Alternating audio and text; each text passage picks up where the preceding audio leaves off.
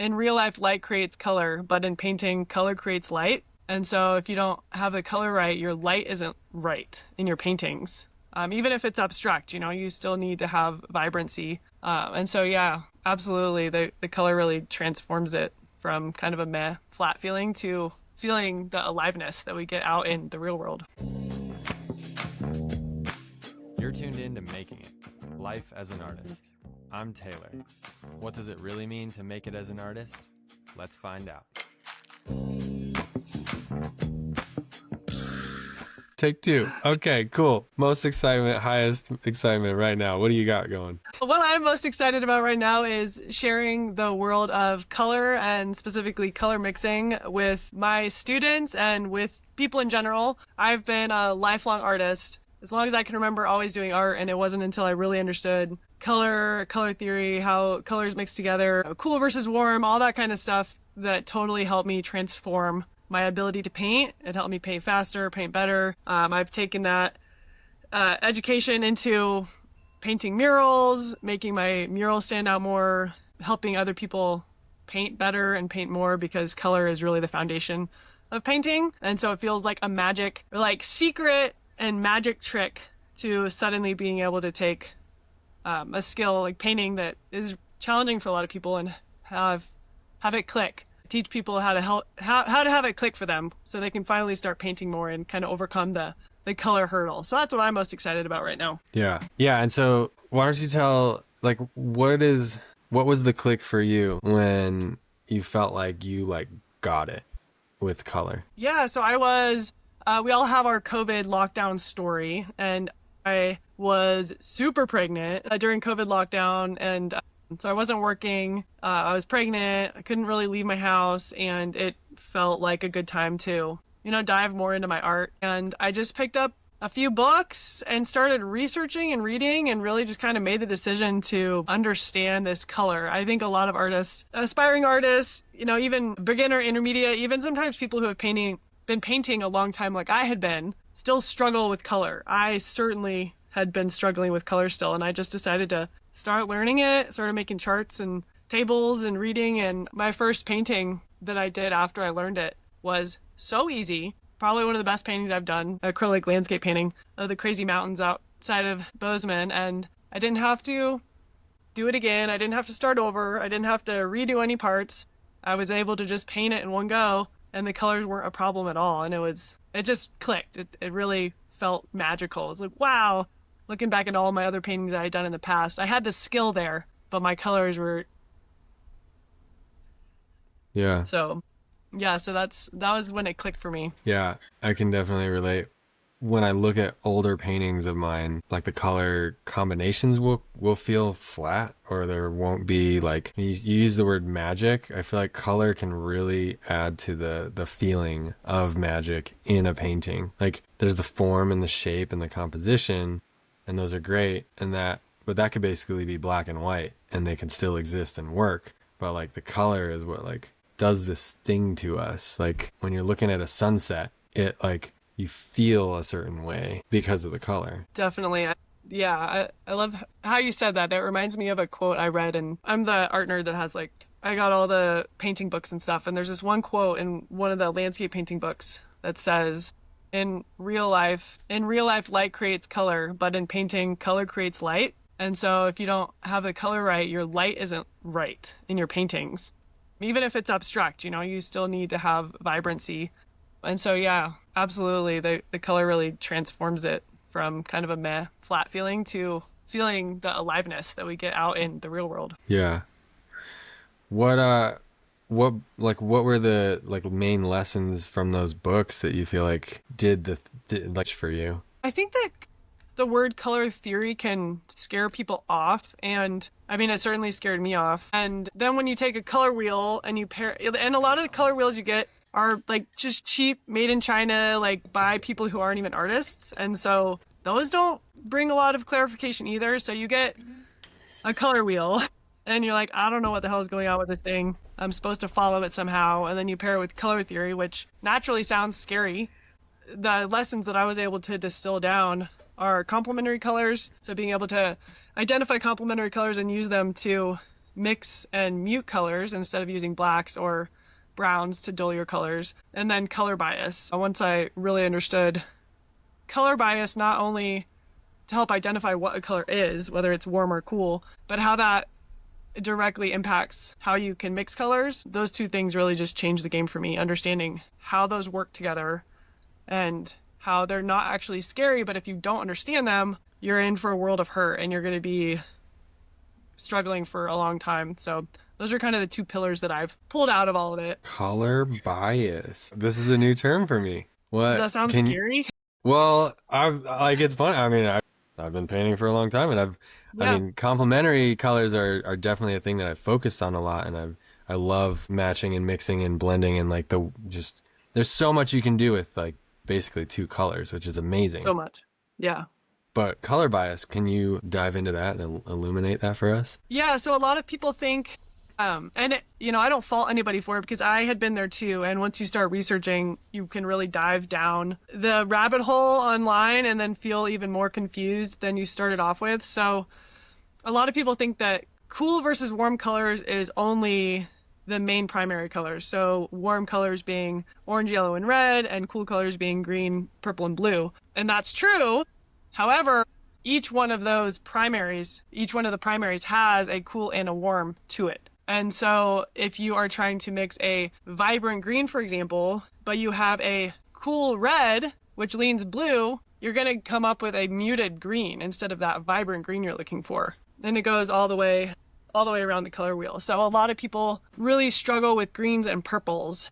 And, they'll have a red and they'll have a blue, and they'll be like, sweet, I can mix a purple. And then you go to mix a purple, but you have the wrong blue and the wrong red, which really are just leaning the wrong way, and you'll get a muted purple and you'll feel so frustrated. And I think it ties into a bigger thing about us and art. So when we're young, we naturally paint and create. It's innate. It's a thing we do. And then as we grow up, I certainly went through this phase, unfortunately. You grow up and you are told that art isn't valuable anymore. So a lot of people, I went through it, like I said, stop creating for a long time. And then when they become adults and they realize, thank God, that I'm a human, I need to create to be happy. Okay, I need to create. So they start creating and they're taking those lessons that they learned when they were, my son's 5.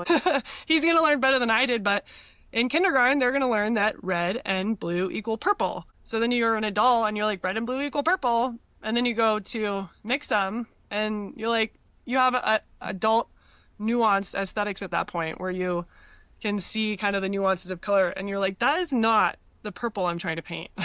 So that was kind of a long story to your answer, but that's what great. It is. Yeah. No, I know exactly what you're talking about, where you just, and a standard red, like a bold red, and then like a phthalo blue or something like that. Like you don't get like a nice, like bright light feeling purple. And so you can kind of and then what do you have? You have like white to add. Like if you only have primary colors, then like you really can't get those to push to those edges where you want of like a brighter color. So you have to, with acrylic, you have to buy the color you want, like a brighter purple or a bright green. Yeah, the green that you get from mixing those is going to be pretty dull and dark. Yeah, and a lot of people that teach color will argue that the cyan, magenta, and yellow system is better. I disagree, so I'm not necessarily going to go into that right now. I think that understanding color bias allows you to be more flexible and understanding of the huge array of colors out there. And I was helping a friend's daughter last year. She's 12 or 13 and she was doing an art project and she had to paint this lollipop. And she was only given 3 colors and they were the 3 primary colors that you're talking about. Just like the basic red, the basic blue, the basic yellow, and she was getting a crappy purple and she was frustrated, but I was able to explain to her, you can't get anything else from these colors you have. So if you know that, then you can cut out so much frustration just by being like, I can't actually make that. So there's no point in me feeling dumb that I'm not getting there when I just am not given the right colors. It's not you. It's the colors. Yeah, it's not you, baby. Totally. Yeah. Oh, that's cool. Yeah, it's been fun. A lot of students that come out of my course say they are seeing in high definition now. And I certainly feel like that when I'm out in the world. I think as an artist anyway, your visual perception is heightened. You think about all this stuff, contrast and shading and composition of what you see. But color takes it to a whole new level. It's pretty fun. Yeah. Why don't you tell us about the workshops and your students and tell us how it all started. Give us the whole rundown. The whole rundown. Yeah, so when I moved to Montana, I thought landscape, this'll get somewhere. When I moved to Montana, I thought landscape painting was kind of like boring and like for old grandpas. I think maybe a lot of people felt like that, but when I moved here and started spending more time out in nature, I started realizing, which I think a lot of people do, like with old people, you're like, oh, they have so much wisdom. I understand it. I started falling in love with the landscape. Like, like makes me feel so peaceful. I love being in it. And it's always changing. You can't, like the woods behind our house, same woods every day, depending on the time of day, they look totally different. So I knew that eventually, after many years of going in a lot of different directions with my art, I started with like large scale acrylic portraits, and then eventually I started painting murals, and then eventually I needed something smaller and less messy, so I switched to watercolors, and eventually we moved from Bozeman, came all the way out here to build our house. We were living in a trailer, which is where I'm at now. I did a little bit of updates to it, but we were living in our trailer with our toddler at the time for 2 years in a historic Montana winter, and I just kind of had to stop creating for a while. I just had to like focus on survival mode. It was kind of a rock bottom of my life, which I'm really grateful for, but I just stopped creating. I was actually making YouTube videos about our cabin build. Stopped painting. I just needed to take a little break. And I was driving into our valley one day, and I had a voice. I think we all have stories, but the voice, it was like me sitting in the passenger seat, and it said, I want to be an educator. I want to be a watercolor educator, is what I said to myself. And it was a very clear voice. And I was like, like that's new and different, because up until then I had tried to kind of go the more quote unquote standard route of like trying to sell my art and trying to get murals and mural commissions and that kind of stuff. And I just listened to that voice and I was like, okay. Started making, like, if you go back years on my Instagram, like my first videos are like so funny. Not in a good way, like very low quality, but you have to start somewhere, right? And I just kept doing that through that low point in my life, and it was bringing me a lot of joy and helping me crawl out of my hole that I was in. Just with that big transition, it was really, really hard. And so yeah, I started teaching on Instagram, mostly just doing, real tutorials, painting landscapes. And then at some point I was like, I should probably teach color since I know that. And I had taught myself that in the last, in the previous years. And I just started teaching it. And the more I taught and the more I kind of honed in my craft on making those videos and teaching, the more I gathered an audience and a community. It feels more like a community than an audience. But, and then, yeah, in the last couple of years, I've just made my first course, it's called the Color Mixing Lab. And it's 9, I think I added a new module, like 9 module course all about color mixing. Takes somebody who doesn't know anything all the way through being able to develop their own signature palette, being able to understand color bias, make what I call a real color wheel, learn about the different colors, like what is brown, what is black, what is white, how do you make your own of those, what even are they, how does light interact with them, how do they interact with each other. I try to simplify it and help people just really dial that in so they can just overcome that hurdle, because color stops so many people in their track from painting, which I totally get. And so, yeah, that's what my first course is. I also do a community challenge called I Painted That Challenge, where we all paint the same photo every week. Every week it's a different photo. So that's kind of the other like landscape thing I have going on right now. But yeah, that's kind of it in a nutshell. That's fun. Yeah. I painted that challenge. That's cool. So that's every week you put that out and then people just pick it up and do it. Yep. It's a free challenge. You can sign up on my website, and you just sign up and you get the photo every week, which each week it's a different crowdsourced photo from our community, and it ranges. We kind of travel all over the world. We've painted Tasmania and Australia and the desert Southwest, Mexico, whatever. And we do like different nature inspired images. So sometimes it's a close up of a ladybug, or we did a bonfire on the beach the other day. Yeah, it's been really cool. A lot of people struggle with knowing what to paint, so my goal with that is to give them something to paint. Yeah, I feel like I was in a conversation the other day about this, how like that's a really challenging thing, because we back in like 1400s, artists were basically commissioned to do like Madonna and Child, Jesus on the cross. Like, it was basically like religious commissions from the Medici, and like, but now we can do anything we want. And we can do like, realistic things. We can do non-objective. We can do abstractions, all kinds. So it's like, what do you paint? And that's like it's kind of paralyzing for a lot of, like, I've felt that for sure. Yeah, it is kind of paralyzing. Like I said, I've painted all sorts of stuff too. And now that I live in the landscape and I just am mostly inspired by that, it's honestly simplified things a lot just to be like, I like painting landscapes. I still do other things here and there. Like I like painting wildlife, but less so. Painting is kind of transitioned for me from needing to paint like a bigger piece, like one big masterpiece. Now the paintings I do, like the watercolor landscapes, honestly, like sometimes take me an hour. And I'm not, they're not necessarily for sale, and not trying to make them perfect. I don't frame them or anything. I've had my work in a gallery before, so those ones were, nicer pieces, but it's just transitioned to me to being like, painting's fun, and I do it because it's fun and it brings me joy, not because I need to sell them or because I need people to be impressed by them, which is really freeing. A lot of people are grateful for that, for me, just like showing the imperfections of art. I think a lot of people struggle with seeing artists show their finished product instead of like the 5 crappy ones they threw away or something, Yep. So yeah, the painting practice is fun just to paint. I think that people miss that, like miss the wellness that comes from just painting because they're so worried about perfection or, it needing to be a masterpiece or how complete it is or all that kind of stuff. So yeah, I think I like sharing that, just painting for fun. Yeah. And is that like a central sort of pillar for your community to like vibe Yeah. around?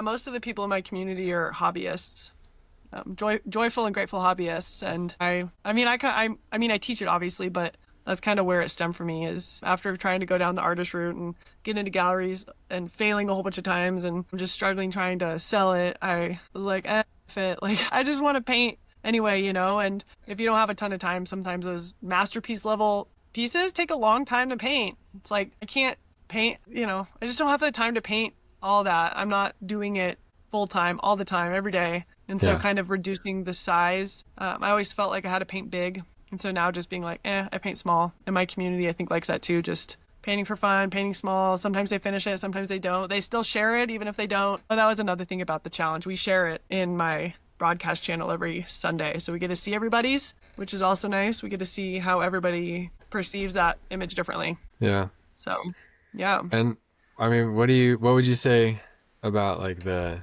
effect of somebody showing their work to other people? Like what is the effect that has on them? Oh man, just overcoming that fear is huge. That really is it. A lot of people in that community say they've gotten so much better just by sharing it, having a community to be accountable to. Obviously, nobody's in there like, you didn't finish your piece this week. But when your community is sharing, it pumps you up to do it, and you want to be involved with it, which is super exciting. And just overcoming that fear is huge, to be seen. We're all scared to be seen in our own way, and for some reason, people think that their art needs to be perfect and that they need to be perfect. It's weird. It's like if you learn anything else, like you learn a language. You're learning a language and you're going and you're in another country and you're going out to a bar and you're talking to a local there. You're not even upset with yourself that your speech isn't perfect because you're learning. So you kind of are enjoying the process and you're like, oh, I'll get better. I have to practice. But for some reason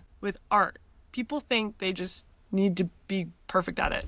So Yeah. that's definitely something that people overcome in that art community. Just, this piece isn't perfect. I'll do better next time. Yeah. And really just doing it is like that is the value. And like perfection can kind of just be like thrown out because it doesn't exist. First off, no matter how much time and energy you put into your masterpiece, there's always going to be, I feel like it's an illusion. Perfection's an illusion because, there's like every single painting that you ever do, no matter how many hours you put in on it, you could put in more hours and it will be more developed. But like, is it gaining more? Like, is the value of it increasing? Are you better for it? Is it better for it? Yeah. Or are you just wasting your time in a fruitless effort to try to perfect this one little thing that somebody else is going to wish you had left it the other way. Yeah. Yeah, I think that that's kind of one of the things about art in general too, that because it's so subjective and there's so much of it, and any of us, all of us are artists deep down and creatives, that for some reason it's undervalued because there's so much of it, maybe, and the choice of whether it's perfect or not doesn't even matter. Like you said, it is an illusion. So yeah. Yeah, Yeah. I like sharing the imperfections. It feels more real. Yeah. Yeah. And it's like disarming. And by you doing it, it shows your community that this is fine and this is great. And like, yeah.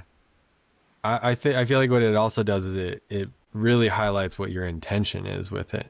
Like you know, your intention with making art before was trying to make this certain, you know, like get the commissions and get in a gallery and do these things. But like now your intention is just to make art and to create regularly and like have it be a part of your life, right? And like and community, and the whole thing, like the art is like the central element, but it's like this whole beehive of stuff. Yeah, I like the beehive analogy. Yeah, for sure. Something I hear a lot, I'm sure you've heard this too, is like I felt it too before I started taking myself seriously as an artist, as an adult, is people feel like it's silly to sit and paint, like like there's better things to do, or like they're wasting their time. And so when I paint now, it took me a long time to overcome that like squirminess of just like, I'm a very physical and active person. So like sitting down, that's one of the reasons I love painting murals, is because it's very active. But my watercolor landscapes, I'm just sitting.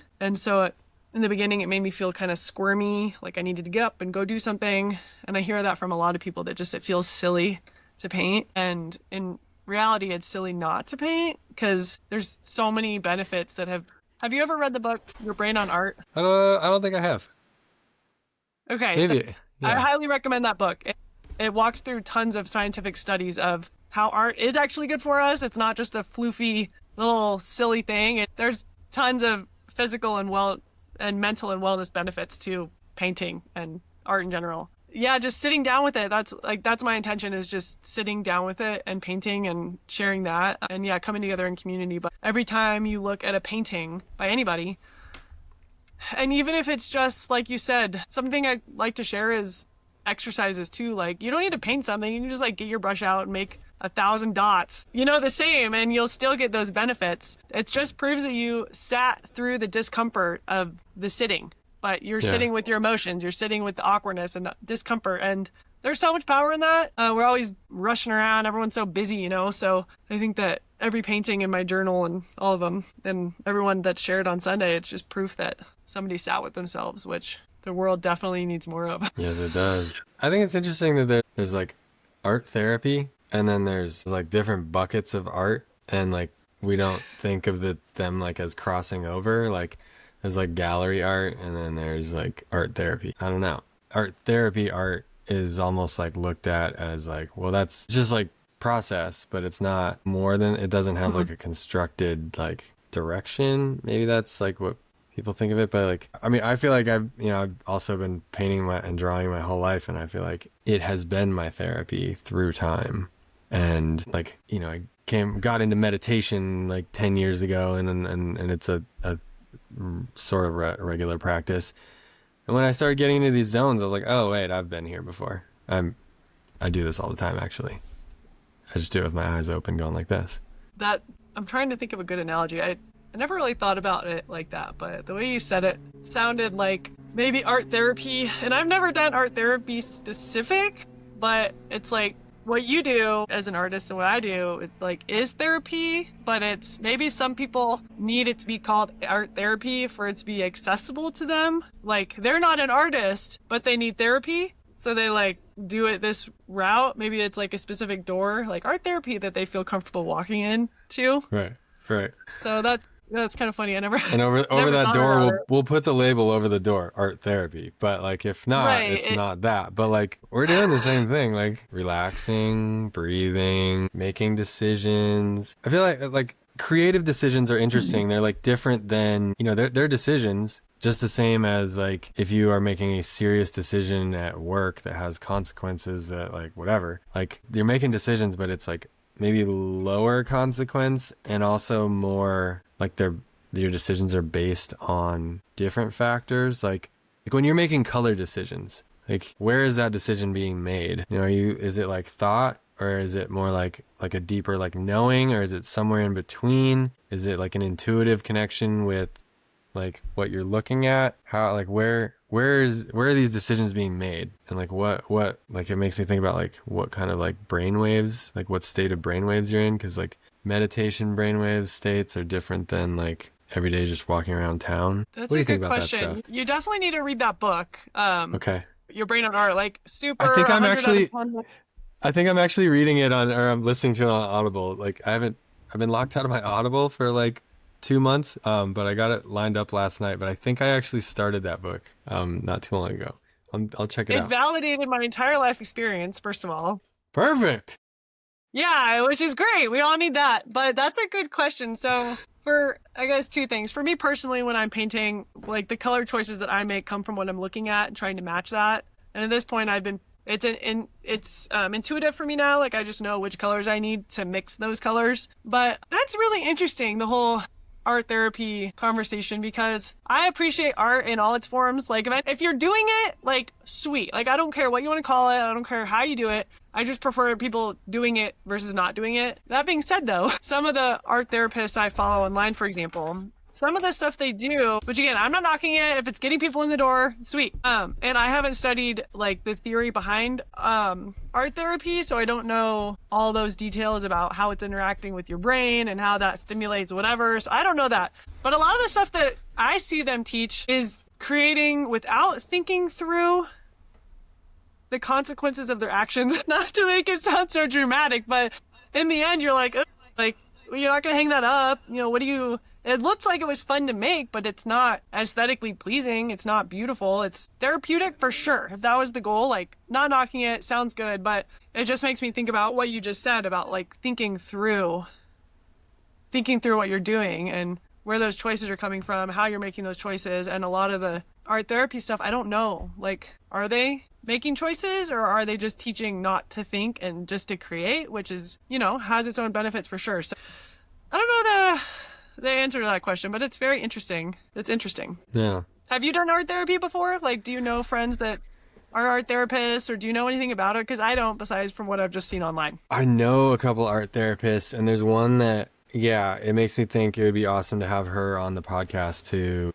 like talk about that angle of things. Because, yeah, we've got a lot of artists on this podcast, and that's like definitely a different intention. So yeah, I'm gonna look into that. Yeah, I would be super interested to listen to that podcast, because I see what they're doing and freaking awesome. If somebody's painting versus not, then that's great. And also, is there like decision making involved? Yeah. It's good to not make decisions and to just create, right? That's its whole thing too. But it is fun to be able to, when you do get your craft honed in to the point where you are making conscious decisions for a specific outcome. It has the benefits, I imagine, of art therapy. But yeah, I don't know. Let me know when that podcast comes out. I'm very interested to hear about that. I will. Yeah, and it appears from the outside, from what I've seen, it's like most of the art being made in art therapy seems to be pretty like monotonous, like a lot of dots, a lot of like sort of repetitive line making, or, it almost seems like it's intentionally being used the way that like a drum is used in a meditation, where it's just like bum, bum, bum, bum, like over and over again, to get to the point where you're like, you almost don't hear it anymore, and then like you're just in a different place. So I wonder if it's kind of along those lines, where it's like it takes you out of the alpha brainwaves into like a deeper, like almost like a trance place, where maybe you can like work with the subconscious. I don't know. Yeah. Sounds dreamy to hear more about it. Something All right, go ahead. I was just thinking about is one of the therapeutic benefits I see. Just what you said made me think of this. Like in the challenge that I run, there is therapy in overcoming those fears of sharing your art, and there is therapy in having a painting practice, no matter what that is. There is therapy in putting paint to paper weekly, daily, regularly, and like a lot of the emotional aspects of the fear of being seen, the fear of sharing your art, your own self-doubt and frustrations that you wrestle with while you paint. moving through those is therapeutic too. So therapy all around, baby. Yeah, that's right. You're doing it. Yeah.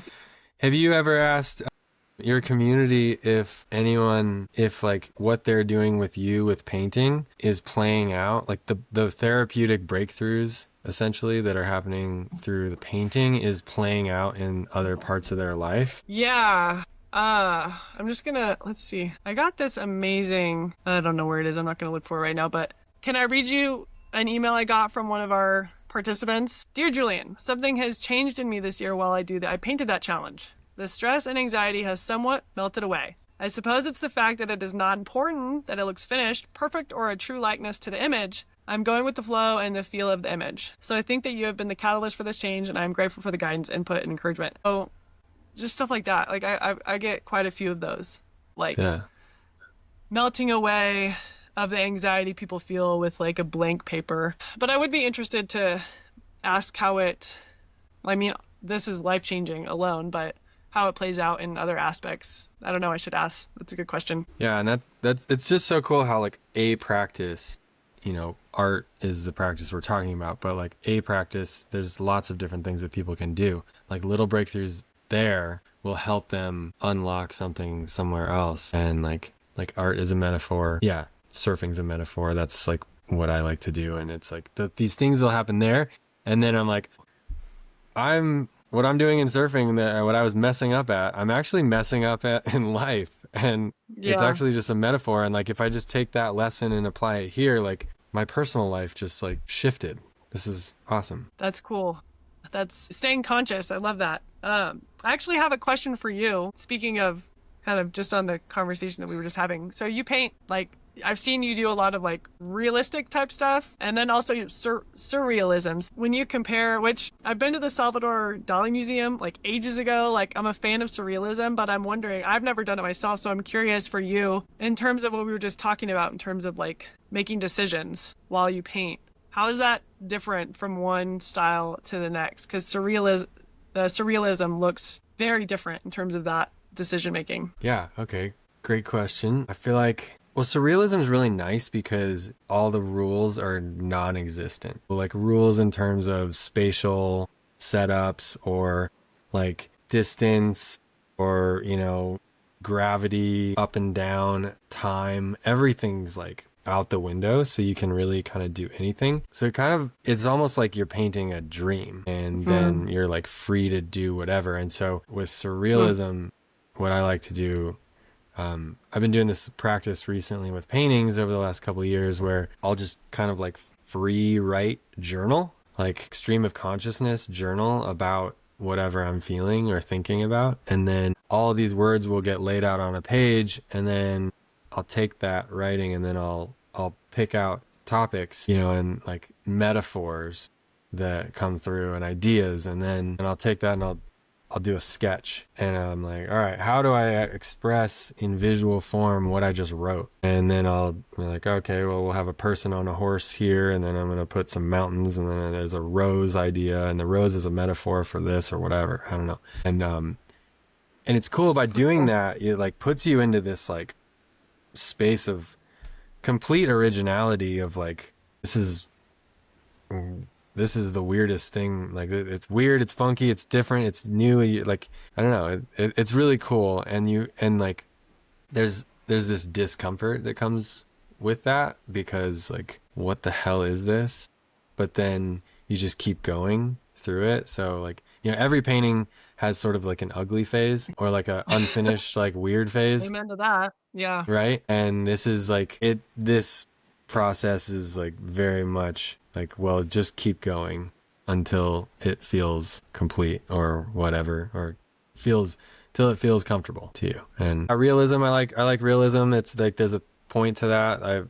I really like blending abstraction and realism into the same painting. So there's like places where it's like real loose and free, and then places where it gets like really sharp. That sounds like a really cool exercise to just write down a whole bunch of stuff. Have you heard of the morning pages? Mm-hmm. Julie Cameron.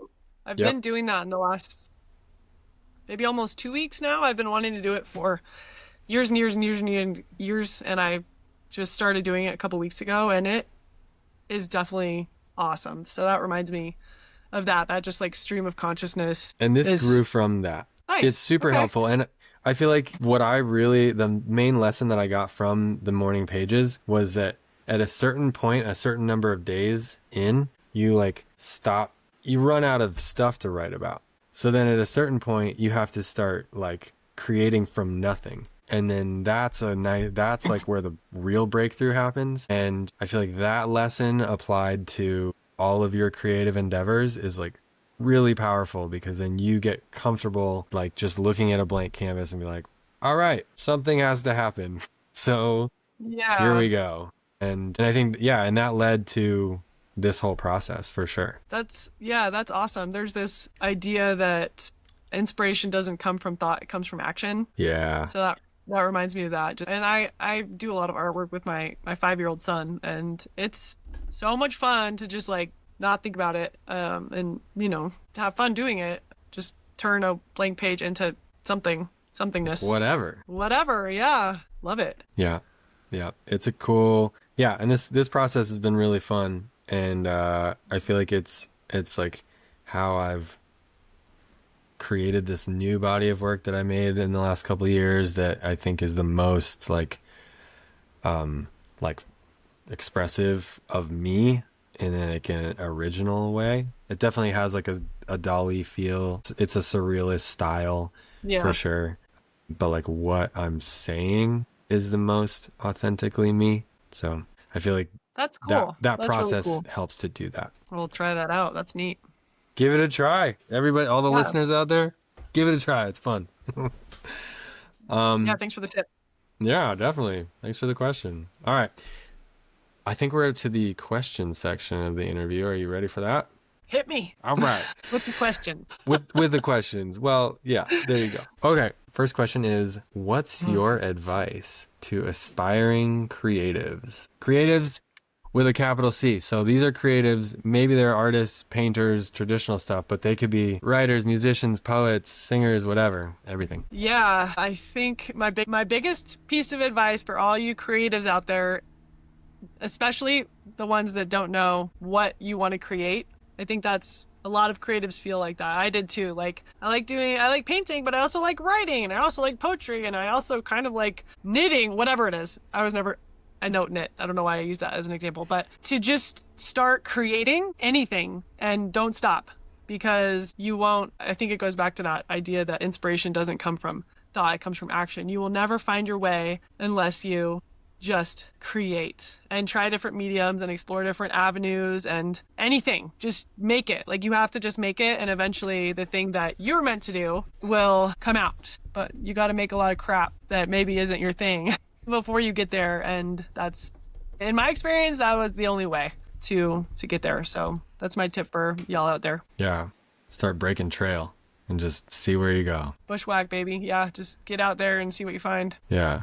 Yeah. And with that, you're going to be spending time and energy and focus and make decisions, and like you're creating pathways. Even if the material, the thing you're using, the medium changes, you're still like you, the creative that you're developing. Yeah, and you will have a lot of voices of doubt that will try to veer you off course. So say you're making waves in, for me, for example, like painting. I had a lot of voices like, oh, like maybe you should pick basketball back up. So random. Or like maybe you should try to write that whatever book, or something. You're gonna have these voices that try to like take you off of your path. And if you are always doing that, you will never get great at the thing.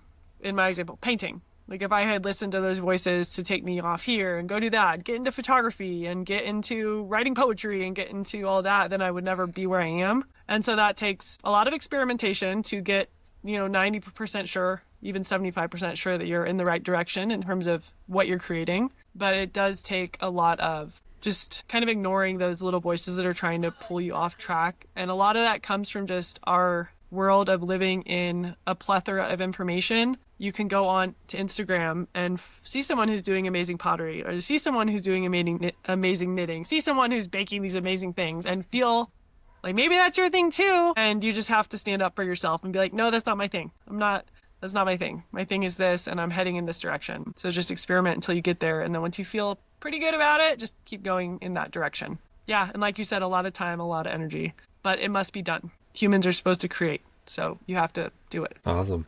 Perfect. All right.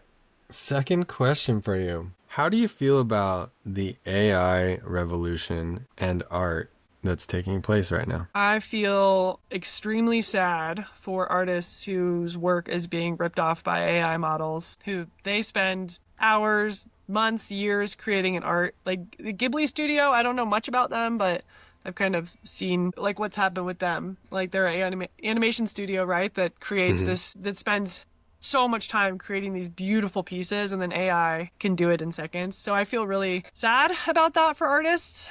I think with it, the cat's out of the bag. With it comes a lot of good stuff, I think, as long as you use it as the right tool to not hijack your brain. You still need to think. But yeah, I mean, I guess my main response to that is just feeling really sad for the artists that it can rip off. I don't know what the answer to that is. So that's pretty tragic. In terms of what I do, I feel really grateful that even before AI became a thing, my path was teaching people to paint, and I don't feel like that's super replicatable with AI because people want connection, and AI can never replace what you create, right? So the real work is always more valuable than the AI work. And I also think it's questionable that people can call themselves AI artists when they type something in and then something gets spit out and they're like, I made this. Like, no, you didn't.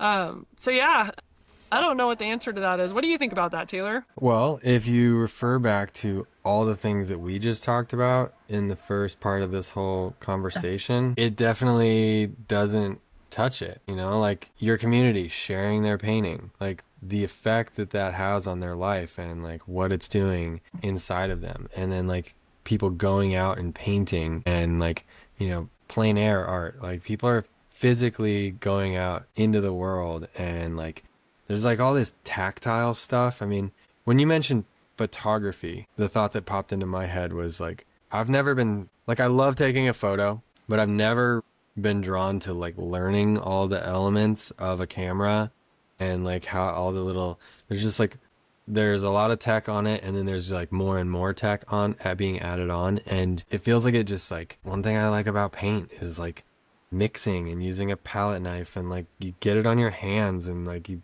get it on your face, and it's like this like gushy mood, like like there's that, and AI doesn't have that. There's all the like experiential stuff that it doesn't have and never will have. It'll give you an image, and so like the commercial applications for it are really solid, and there's like a lot of ways that it's going to save a lot of people a lot of money and time and energy. Unfortunately, those artists who used to do it aren't getting paid anymore to do that. So who knows? But that being said, it almost like brings art back, like the art creation element back to like its primitive form, which is like what we've talked about and all the benefits of it. Yeah, I definitely agree with that. You can't replace AI can never replace your own experience with art. And in terms of like my sadness, I was mostly referring to that commercial application where artists aren't getting paid for that anymore. And it also, if artists, and maybe that's a generalization. So if we assume most artists aren't getting paid for that anymore, it also devalues it for the consumer. Like a consumer would prefer, I think, to have known an artist created it because it was real. And so that almost trickles down to consumers where they're not getting what they want anymore because the person they were buying from, the company, and I'm sure there are companies out there who are going to stick to the artist just as a, sticking to the principle. But it kind of trickles down to the consumer too, where they're not getting that interaction with artists either. Yeah. I almost feel like in an interesting way, it might increase the value of hand painted work. Like I've definitely been asked a lot, like, are you worried about AI taking your mural jobs? And there are machines that can paint a mural now. Mm-hmm. Like you put it up against a wall and it will physically paint what was designed. But essentially that's not a painting. I wouldn't call that a painting. I would call that graphic design that was printed. And like, you can also print a vinyl of like a big image that is graphic designed, and it can look really cool, but I don't think it doesn't hold up. Like when you sit in front of a Rembrandt, like it's got this like energy, this power, like you can come back to it. An original hand painted piece of art by a human, like you can look at it over and over and over and see something new and feel something new, and it connects with you at whatever level you're at that day. Maybe you're sad, maybe you're happy, maybe you're whatever. Like you'll see different things in it. I don't feel like it will be able to do that in the same exact way. Maybe it will, I don't know. Yeah. I think also along the lines of what you're saying, I think nowadays already, even AI hasn't been around that long, and already we are super high tuned to like AI writing. Like if you read an email by Yep. someone and they just generated it by AI, you can tell immediately and you're turned off. Like we are already picking that up so fast. So I think the same thing with art too, that you can maybe sometimes you can't, but if there isn't an artist to back it up as its own work in the end, then we're just not as interested. I have the same experience with art that you do in terms of looking at paintings and just getting lost in them. And if there aren't the brushstrokes behind it, then I don't feel like looking at it, I guess. Right. And behind the brushstrokes are emotions and a feeling and a consciousness and an energy and an intention and all those. And I think that those are some of the things that we can like inherently feel. And like you said, with AI, you can inherently feel that someone didn't write that email or they didn't write that book or whatever. And like I applied to this mural thing. Las Vegas is looking for muralists for next year, and they like you just submit your qualifications. And I was like really excited to write my artist statement from my like and just be me. You know, I could have like had it AI like type up some whatever and like have it try to sound like me and then edit it. But like who cares? I'm not perfect, and I'm not I'm a human. So like here I am. If you want a human artist, that's me. Yeah, I know. It almost is making it feel like writing is fun again. Like I'm doing this myself. Dang it. Right. With my mind. With my brain. Yeah, my brain power. It's amazing how quickly it's amazing how quickly it's already taken humans to kind of be unattracted to AI stuff. So like when social media came out, however long ago that was, like it's taken us up until now for the general population to be like, wow, I can see that, like if you're a business owner, yeah, I can see it as a tool, but generally the mental health effects are super obvious. The super interconnectedness is not good. We feel that in our bones, but it took us a long time. But now with AI, within a couple of years, we're like, no. Yeah. So hopefully we're getting smarter. Yeah. If you're not using AI. Well, and it's getting smarter too. It will be wild to see like if it can bridge those gaps that we're talking. Yeah. I mean, it is an intelligence. If it gets like a high level of consciousness, like that will be wild. Yeah, that will be wild. Yeah, we'll see. It is interesting. We're living in I'm sure I think every generation ever has said, we're living in a wild time. I feel like we really are living in a wild time. Oh yeah. We definitely are. Okay, great answer to the second question. Now, we are moving on to the third and final question. This is the big one. What's your definition of art? Can I think about that while I tell you the definition of creativity that I heard recently that might inform this?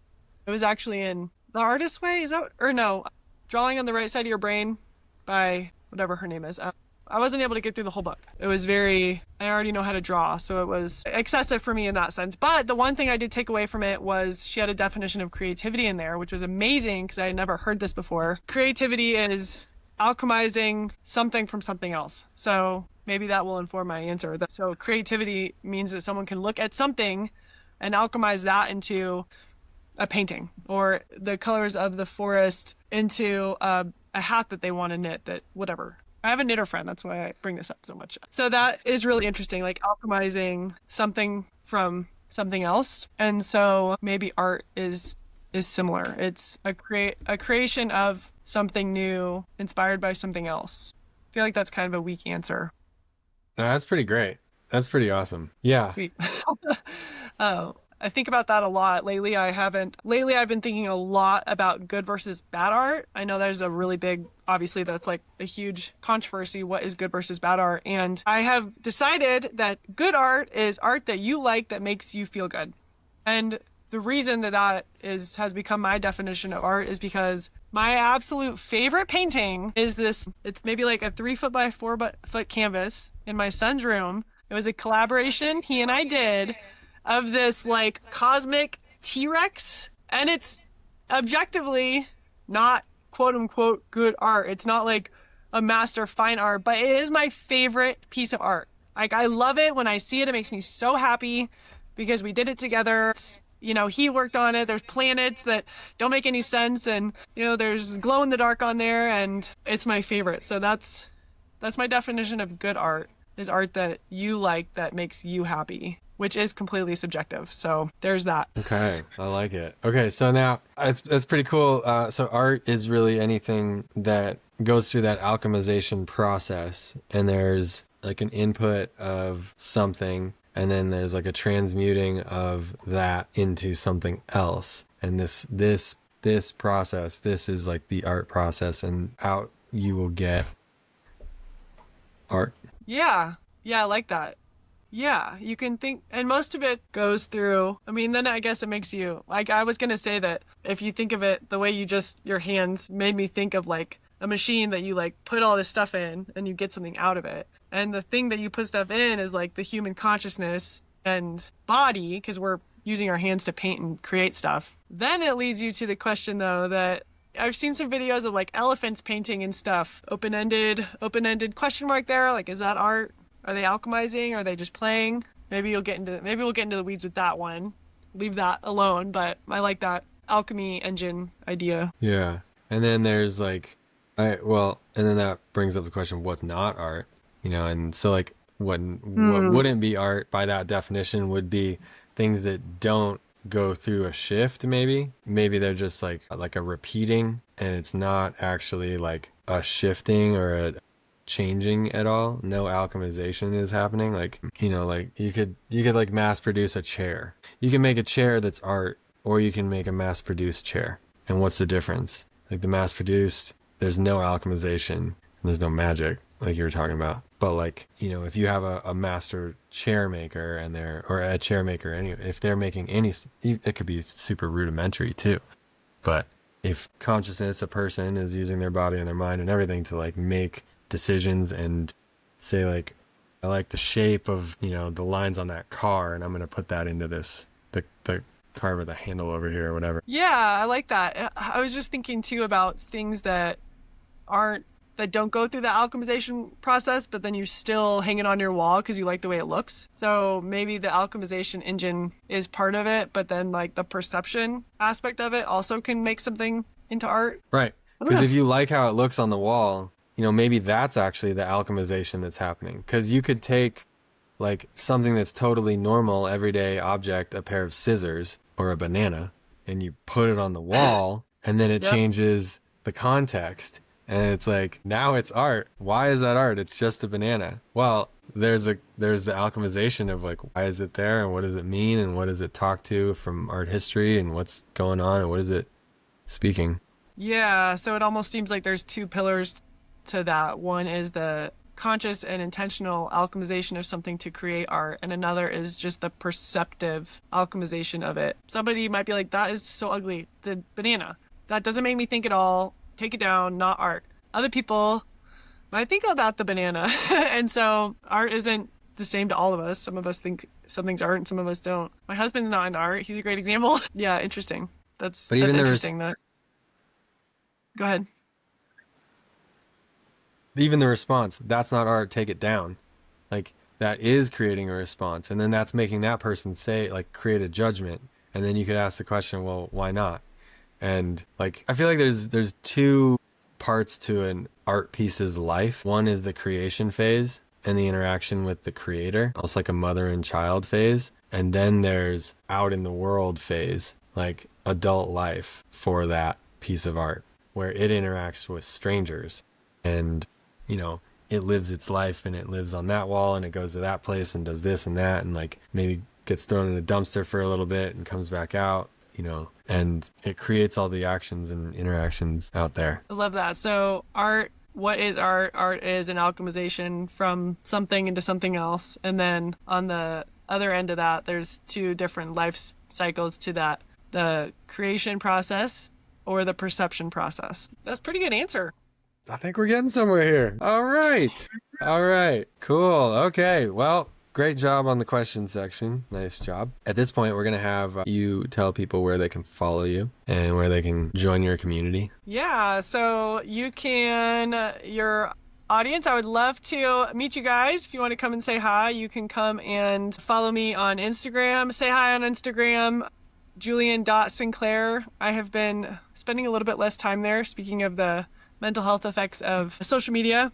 So I'm kind of in there, in and out, but highly, in terms of posting, but highly engaged in the community. So if you guys want to join that community, which is currently it's in my broadcast channel, which we're all highly engaged in there. And that is, you can go sign up at julienesinclair.com, which is my website. If you want to go check that out too, / I painted that, all one word, -challenge. So if you want to join that challenge, julienesinclair.com / I painted that -challenge. And if you also are interested more in learning about color, I have a free color mixing workshop you guys can check out too. That's julienesinclair.com / free -workshop -registration. And you can learn how to overcome overwhelm with your palette and learn how to get out of relying on pre-mixed tubes and feeling stuck with color. So that's where you can find me, and I look forward to painting with you guys. Nice. And all of those website addresses are in the show notes, so they can just find those and click those there easily. Well, I want to say thank you, Juliene, for reaching out and asking to be on the show. This has been really cool. Talking with artists, I always love it. And it's really cool you're near Bozeman. My brother and his wife and my mom and my sister all live there. And so I've spent some time there. It's great. And yeah, this has been a pleasure. This has been an awesome, awesome interview, if I do say so myself. Now, we're going to take a break and then go into part 2. But before we do, can you give us one bit of off-the-cuff wisdom? And this doesn't have to be about art. It can be about anything in the world. Just one piece of wisdom that comes to mind. Yeah, one that I've been leaning into lately is don't confuse peace with boredom. A lot of times we feel bored and we are feel like we need to go use a substance, or we feel like we need to go be busy, or we feel like we need to whatever. And maybe it's just peacefulness, and you can be okay with that. That's great. That's my piece of wisdom right there. Peace. Perfect. All right. Well, we'll be right back. Inspired? Your support means a lot to me. Be sure to subscribe wherever you get your pods, share with other artists, and let's keep the creativity flowing. And we're back. All right, Juliene, how you feeling? How you feeling now? Feeling high off the first part of our conversation. Here we go. Did you feel any nerves going into this? After my dream I told you about putting out wildfires.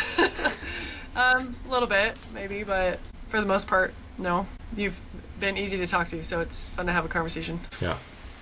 I always feel like the first couple minutes there's like these butterflies that happen, and then you get into it, and then like those go away. Yeah, sometimes it's hard to separate it from excitement, like nervousness versus excitement. So I live in the middle of nowhere, so I don't talk to a lot of people. So it's fun to talk to another artist, muralist, and you have connections to Bozeman, so I feel like I know you a little bit, Yep, totally.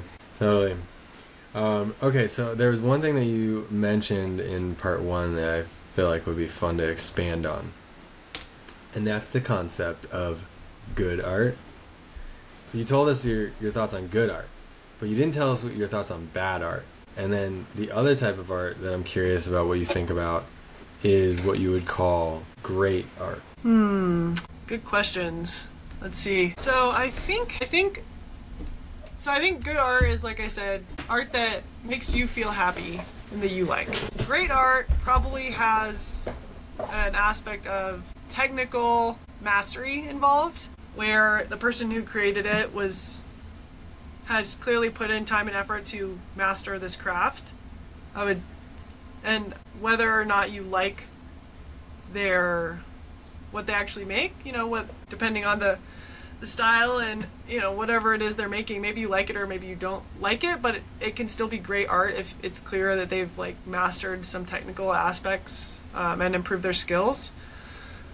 And then I would say bad art, that's kind of interesting. I see a lot of people growing with their art, like myself in the past few years, people in my community.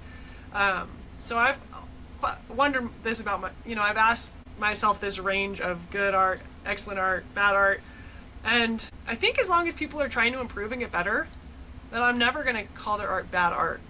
Um, Bad art to me would be like you don't give a crap, you make something ugly as hell, and you're like, here's my art, no intention, like no trying. Maybe somebody else is going to love that art and they'll think it's good art because it makes them happy, but it's completely subjective, so I don't think you could put like a real label on it. But I think as long as there's effort to improve skill and intention, then I definitely would never put it into a bad art category. The bad art category would be like no intention, no skill, no trying to improve, and like not caring. Yeah. So those are my vague terms for those, or descriptors for those, I think.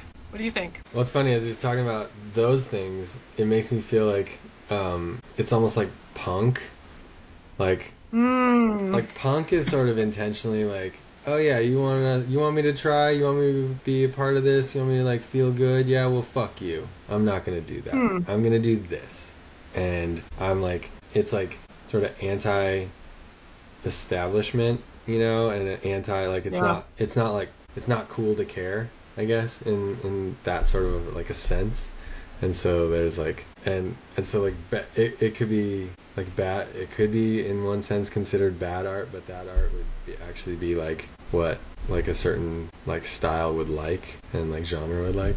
Yeah.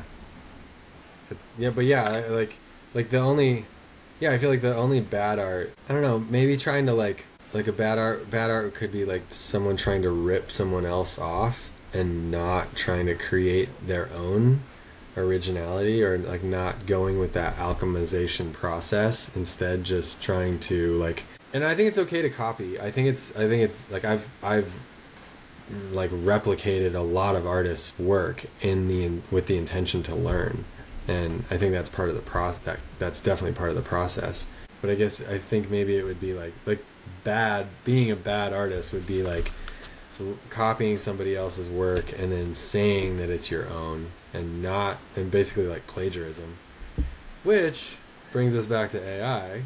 So like maybe what AI is in general is bad, because like it's not original work and it's playing itself like it is, without trying to alchemize anything, without trying to feel the magic. Yeah, that's interesting what you just said, because I think that you can be a good artist and still make bad art. I don't know if you can be a bad artist and make good art, but people who, there are master painters who replicate paintings, like master painters, and Right. I don't think that's good art. If it's not your own, then I'm not interested, but some of those people are still great. Like, it's too bad that they're wasting their mastery on replicating instead of creating their own, but I think you can still be. I think I make bad art sometimes, like sometimes I'm in a crappy mood, but I still make something, which is part of my art practice, right? Like my paintings are a journal of some sort, but sometimes I'll finish a painting and be like, ugh, that's so bad. Like, I wasn't patient, I wasn't intentional enough, I felt hurried, and I can see that. And so I think even a good artist can make bad art. But is it bad if it's like real? Like if it's like that day, if you're not being patient, well, you're feeling impatient, and then your painting is impatient. It's a direct reflection of you. I almost think like it's better because it's more authentic than if you were to be feeling all these things and then like not paint that way. Like it's a more like it's a more direct expression of you, the human consciousness with the hands and the body to do the things that you're doing. Yeah, I can see that. I guess in that, along those lines, I would probably say, maybe it's not bad art, but it ain't good. So, so what is that? Like, sure, maybe it's not bad, but it's not good. Yeah. I think it's cool bringing in the word technical, or like the whole concept of the technical aspect to it. And then that's like, it creates another like metric, or like another dimension to like think about it all. Because you take like someone who's less experienced, but if they're putting their all into it and they care and they're like fully just like letting themselves be, like you'll see it in like theater or in song, in music, singing, something like that. Like when someone like really puts in their heart into it, you can feel it. And that's powerful. And like someone doesn't need to be like a refined, polished, precise anything to like make something that will like move you to tears, and like that you can feel like in your soul. Yeah. Sometimes I technical can can help, but Right. I think it depends on, yeah, that's one of the problems with art is that it's so subjective and there's such a variety of options, like which bucket you fit in. So I think you can look at somebody's painting that isn't great yet and see that they're on their way to being great, which is super exciting if you're trying and learning. And just thinking about like a book, like you're never gonna read a great book that the author doesn't have some technical understanding of how you create a good story, because stories have like very specific things. There's a right, main character and he has a problem, and then he meets a guide who gives him a solution. Like all these things, you have to know all these things. And every great story, not just book but story, has these elements. And so anybody can create art for sure. Can anybody create great art if they don't actually have the technical aspects that great art requires? I don't know. Maybe they happen to do it one time, and you're like, wow, this one piece, and putting their all into it. But unless they, like the alchemizing process that we were talking about, in my opinion, it seems like it requires some kind of skill to alchemize it into a way that you're able to convey your message. And if you don't, and that requires some kind of technical skill, I think. yeah. Well, and you look like, I feel like back to the writer thing, like it's probably easier for a writer to write a great poem than it is to write a great novel, because it's like you can create one lightning strike, but can you create a whole storm? Like and that's why I think it's really, really hard for musicians to have that second album be really awesome. First one, there's so many musicians that have made awesome first albums with a big hit song, but to be able to follow up and then do it again and do it again, and I think that, like with musicians, I think that's what separates the good ones, the one-hit wonders, from like the great musicians who come back time and again, that can keep on making things at a high level. And that takes technical mastery and a mastery of like understanding the whole picture, the game of it all. Yeah, I think music's another good example. Like you can't make even good music unless you have some kind of technical skill. Yeah. Yeah, that's interesting. I feel like that's one of the, I don't know if it's a problem or opportunity with art, why so many people just are able to brush off art as unvaluable and not necessary, because there's so many different aspects to it. So many people are like, anybody can create art and therefore it's not valuable, and anybody can create art, but just like writing or music, to get great and to do great stuff, you have to put in the effort. So to learn to learn how to convey your message, it's interesting. Yeah, I feel like music and writing are good examples of that technical aspect and the ability to make it great. But that's interesting. Sometimes I've wondered about musicians. Like, I'm not a musician myself. I like to fiddle around with a few things here and there, but I kind of feel for those people who have their first album be so amazing, and then that's so much pressure. I know Elizabeth Gilbert, she's talked about that. Like, her first book was Eat, Pray, Love, and she's talked about that. Like, how do you follow up a hit? That's so much pressure. I don't know. Yeah, a worldwide sensation. And all of that person's life experience has gone into making that book or that album. And then they go on this wild ride of like worldwide sensationalism, and now they're a star, and they don't have the same experiences like a movie star or musician. Let's say they have like a #1 Billboard hit or something. They're no longer a normal person. They are not anonymous anymore. They don't go through the same things. All of a sudden they probably have a bunch of money. Like, they're not dealing with the same stuff that was like maybe the grittiness of real life, or the monotony or the this or the that or whatever. Like, now they're a different person. They're in a different place. Like, I've always liked Eminem, and he's not a perfect guy, but like Eminem's one that you can look at. Like Marshall Mathers LP, he had not made it yet, and he was like from 8 Mile and like having this like experience of life that was really hard.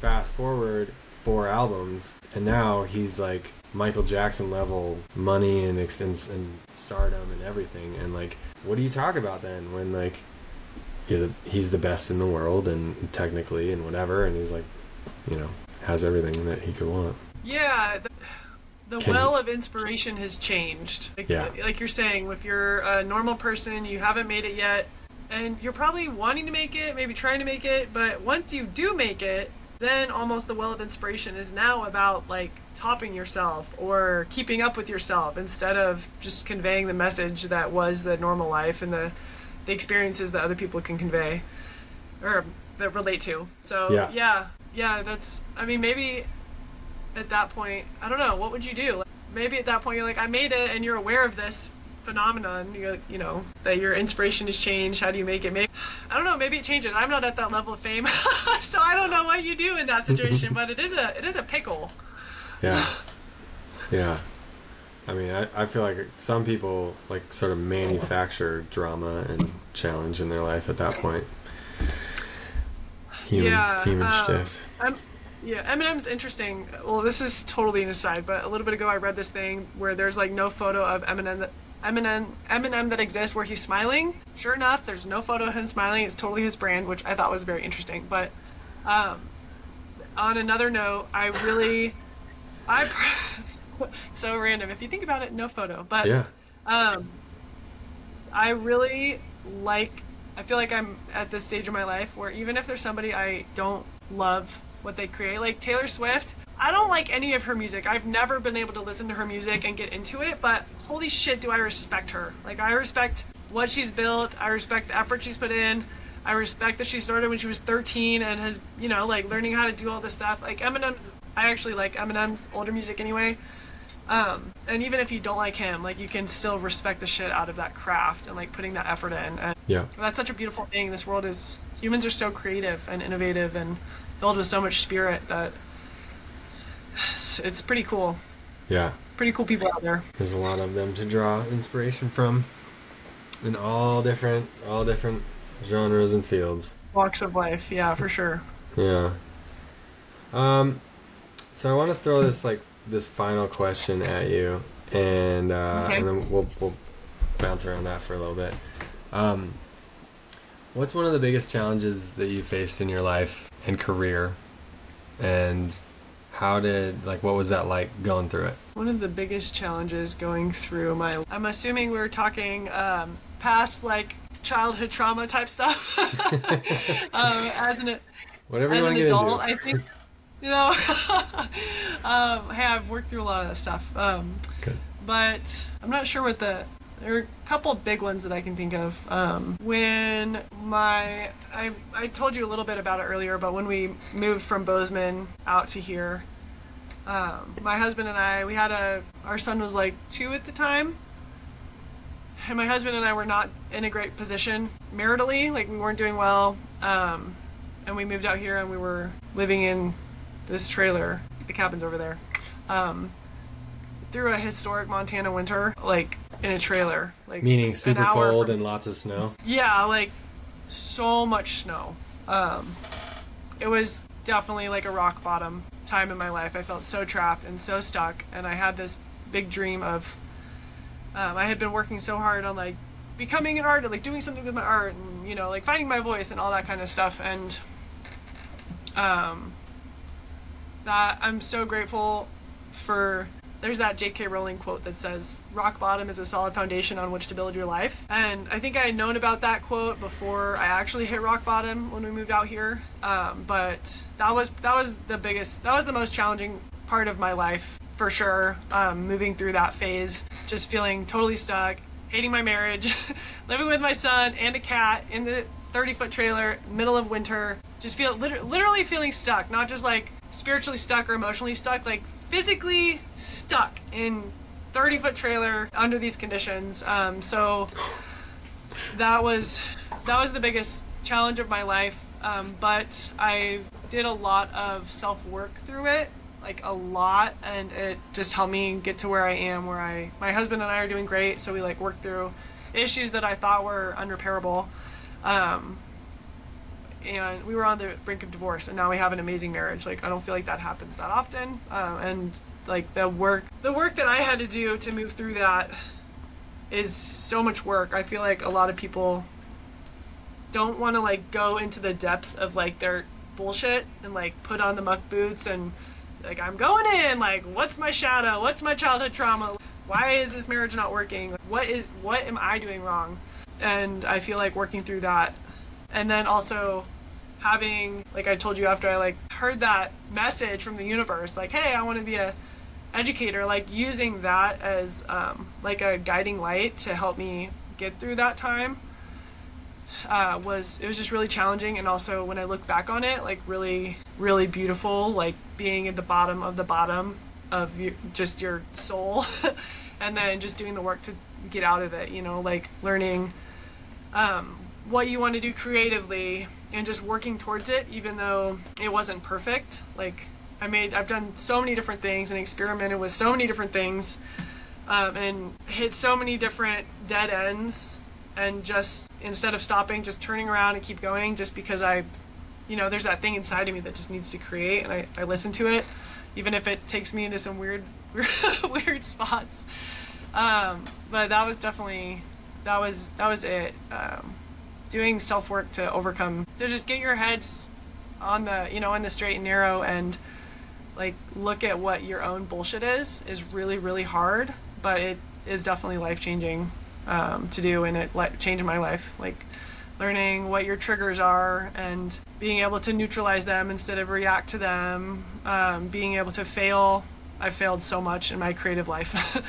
Being able to take it as a learning lesson.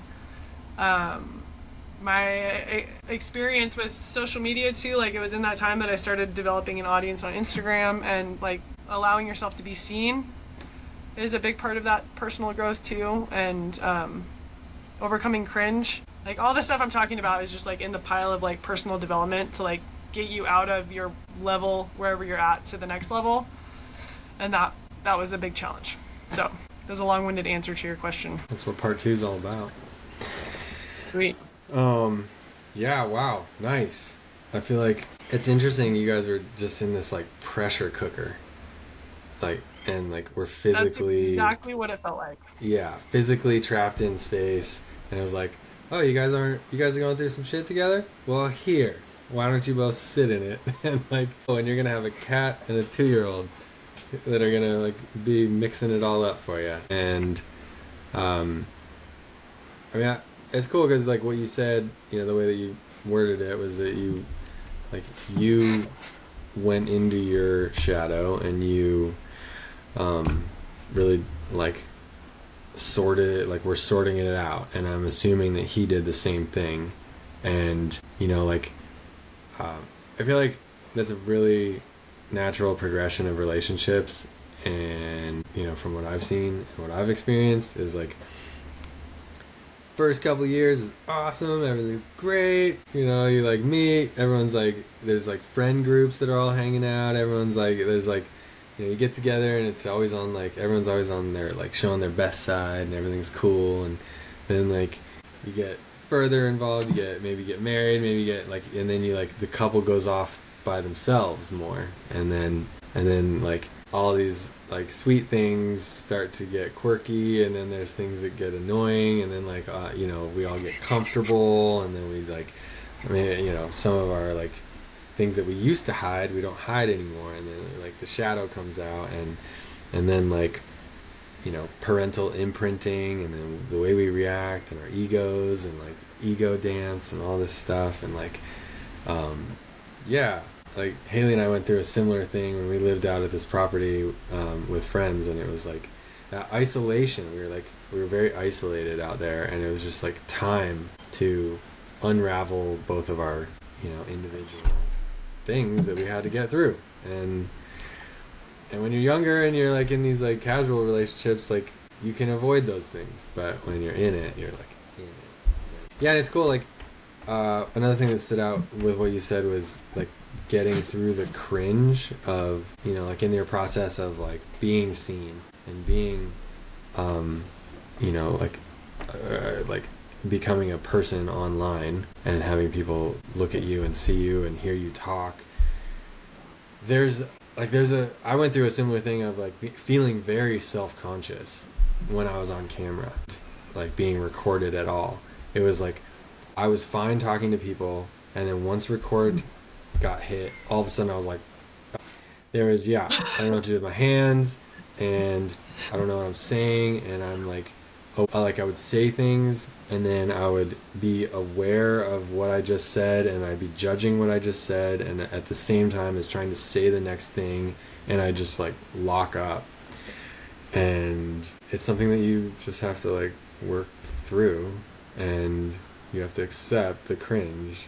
And yeah, when I was first building my Instagram account up, I like any stupid fucking idea, I would just make myself do it. I was like, that idea sounds so stupid. I'm like, all right, you got to do it.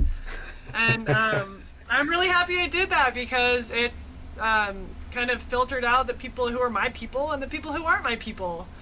And sometimes it doesn't hit. Some people are, sometimes like crickets. Just again, like that's that whole personal development part of it all, right? Like just putting what you create out into the world, and maybe it doesn't land, but you don't give up. You just keep going. And yeah, so much cringe, but there's this, I think Pat Flynn has this, I'm full of quotes, look at me. They won't binge unless, it's like something about binging and cringing. It's like they won't binge until you move through your cringe or something like that. Like you have to just keep going through your cringe, and the cringe is what stops a lot of people from getting their artwork out there, getting themselves out there, like being heard. Yep. And just like you said, I experienced the same thing, like with getting on camera. I was like, like it feels so uncomfortable. But yeah, it just takes that practice to keep going. So yeah, and like a releasing of your, I don't know, your view of yourself, maybe like you're like, yeah. I do sound dumb sometimes. I do. It is what it is, and it's gonna happen, and that's okay. Like you got to keep going, and and that's also what makes it human, right? Like people connect with humans. Like that's that whole AI thing. AI is not gonna make stupid fucking jokes like that are totally bad. Sorry, am I not supposed to be cussing on here?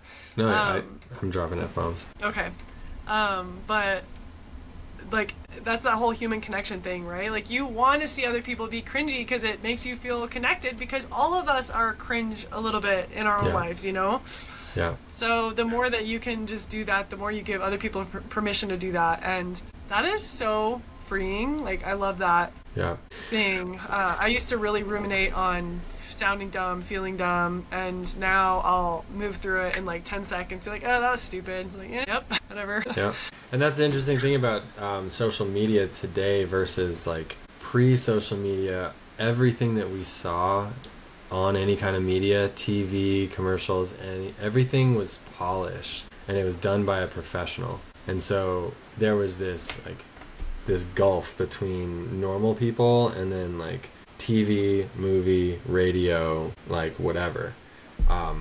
But social media has brought that together, and so now it's like everybody's awkward. Even the professionals, you watch their Instagrams or whatever, and you see like, oh, you're weird too. You're quirky also, and you're not perfect. Right. And you do mess things up. Yeah. Yeah, we all mess things up once in a while. We do. Yeah. Just back on the thing you were saying about the pressure cooker. I think that's really interesting because, and then you were saying your wife's name is Haley. Yeah. Is that what you said? You guys had a similar experience. It's like the universe wants you to get back to your authentic self. That's its goal for you.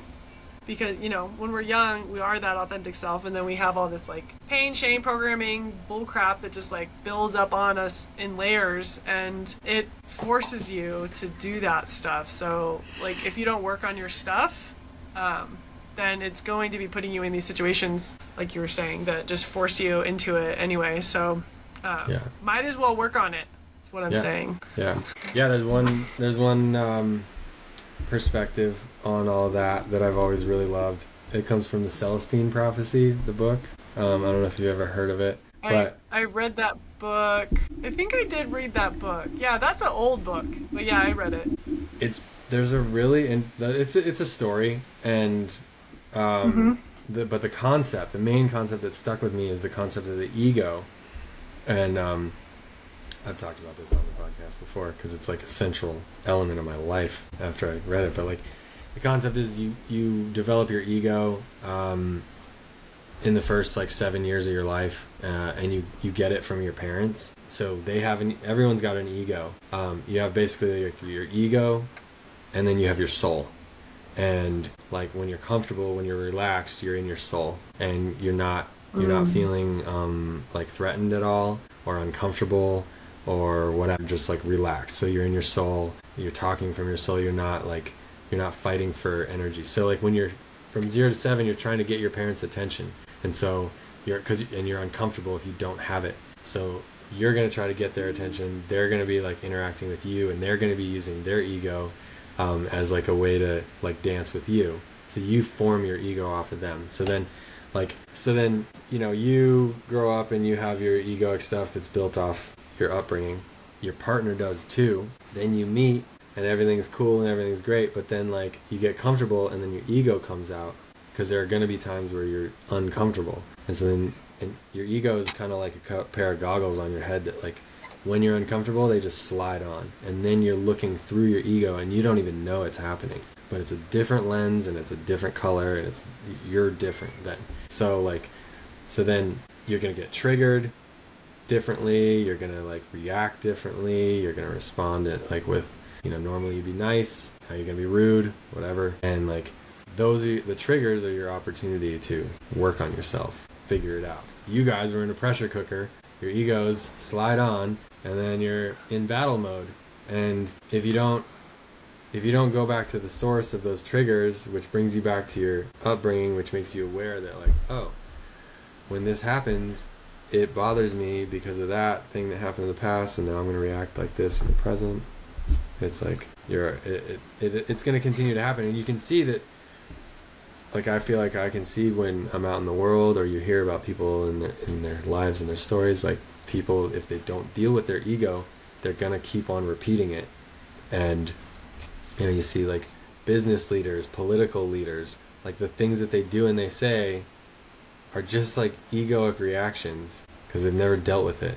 So they're basically being like a 7-year-old version of themselves in an adult body with like adult capabilities And power.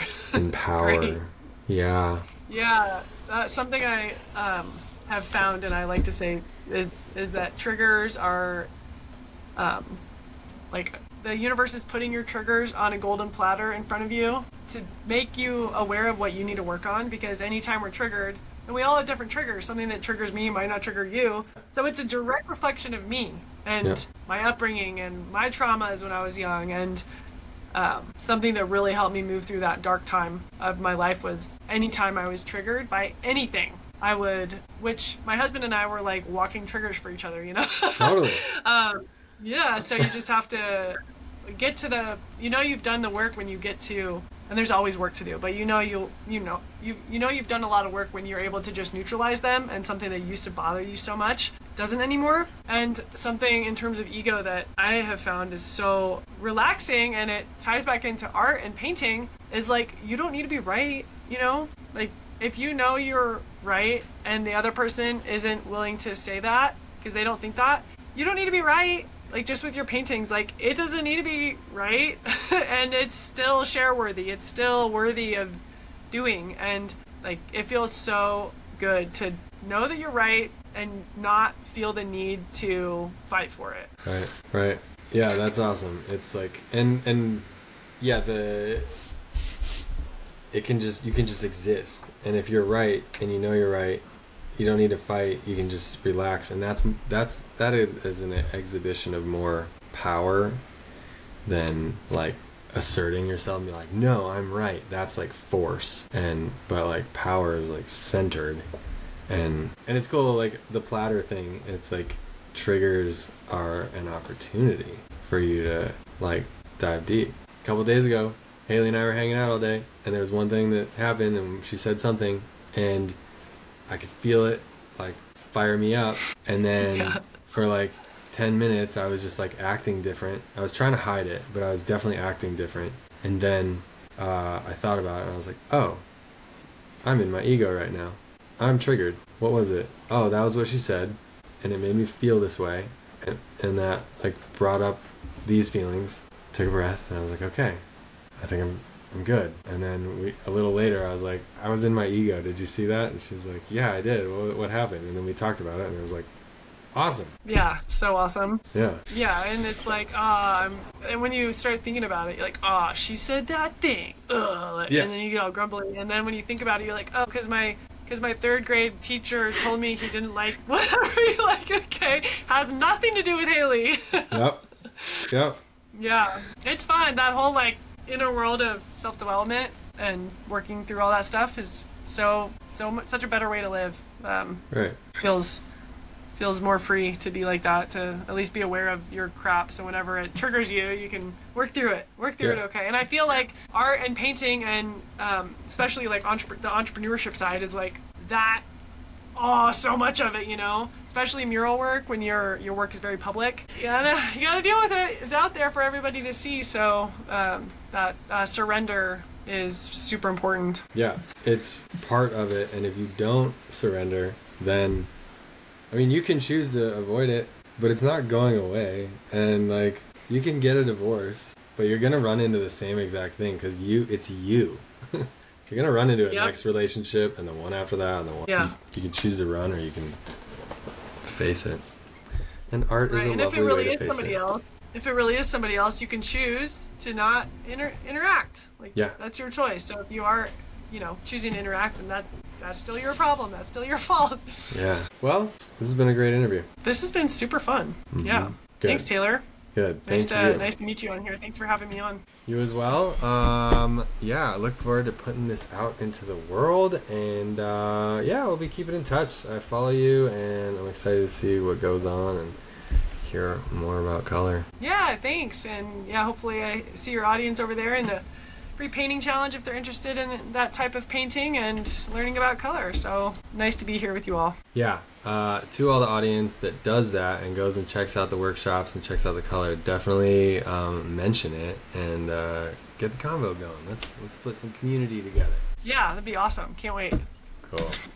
All right, Julian. Talk to you in the future. Awesome. Thanks, Taylor. Bye, everyone. Bye.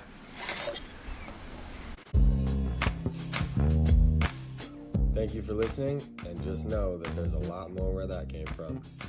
Tuesday, we'll be presenting our next guest. Thursday, you'll get to hear them answer the question section.